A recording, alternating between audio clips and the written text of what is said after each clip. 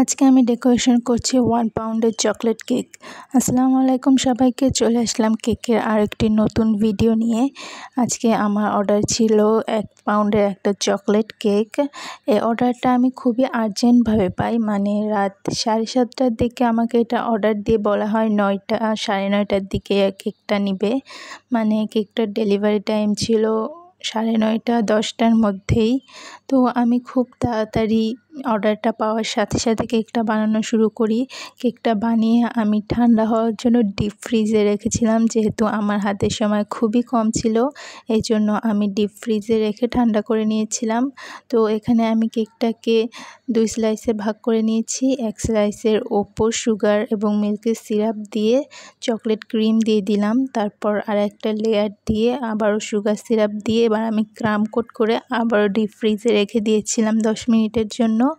সেই 10 মিনিটের মধ্যে আমি ক্রিম রেডি করেছি এবং বাকি সব কিছু রেডি করে 10 মিনিট পরই ডিপ ফ্রিজ থেকে বের করে আমি কেকটা ডেকোরেশন করা শুরু করে দিয়েছিলাম।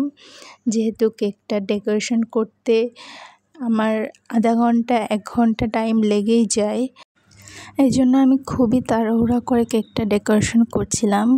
তো আমি এখানে ক্রাম কোট করে ফ্রিজে রেখে দিয়েছিলাম, তারপর এটা ফ্রিজ থেকে বের করে আমি ফাইনাল ডেকোরেশনটা করছি।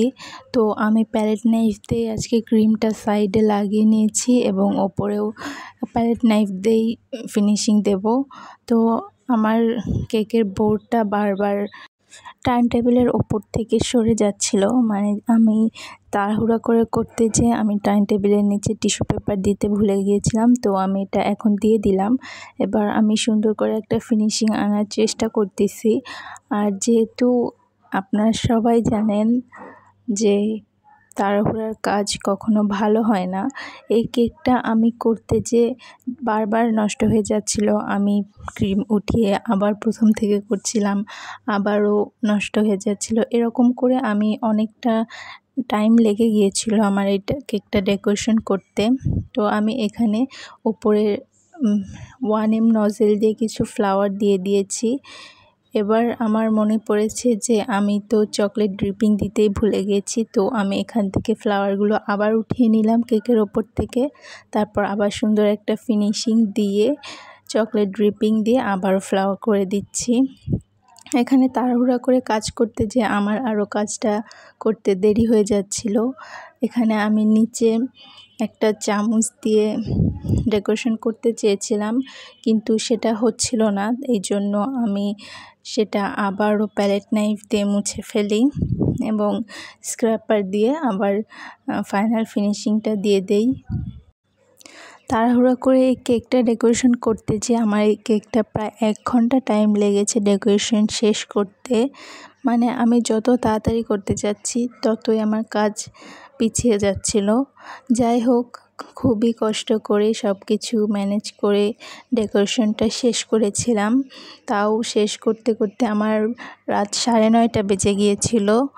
তারপর কাস্টমার কেকটা নিতে একটু দেরি করেছিল, যার জন্য আমি ফ্রিজে 1 ঘন্টা মতো রাখতে পেরেছিলাম সেট হওয়ার জন্য।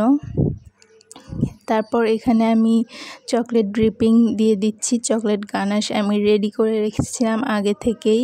তারপর আমি আবারও 1M নজেল দিয়ে একটু ফাঁকা ফাঁকা করে ফ্লাওয়ারগুলো দিয়ে দিচ্ছি এবং মাঝখানে আমি হোয়াইট চকলেট ছোট ছোট করে কেটে নিয়েছিলাম সেগুলো দিয়ে দিচ্ছি। তো দেখুন আমার ডেকোরেশন করা প্রায় শেষ। এবার আমি ডার্ক ব্লু কালারের ক্রিম দিয়ে ওপরে কাস্টমার যেটা লিখে দিতে বলেছিল সেটা লিখে দিয়েছিলাম, কিন্তু আমার লেখা এখনও পর্যন্ত অতটা স্মুথ হয়নি। আমি যেহেতু নতুন নতুন লেখা শুরু করেছি কেকের ওপর, তাই আমার লেখাটা অতটা ভালো হয় না। আপনাদের আমার কেকের ডেকোরেশন ভালো লাগলে ভিডিওতে লাইক দিয়ে কমেন্ট করে জানাবেন আমাকে কেমন হয়েছে ডেকোরেশনটা।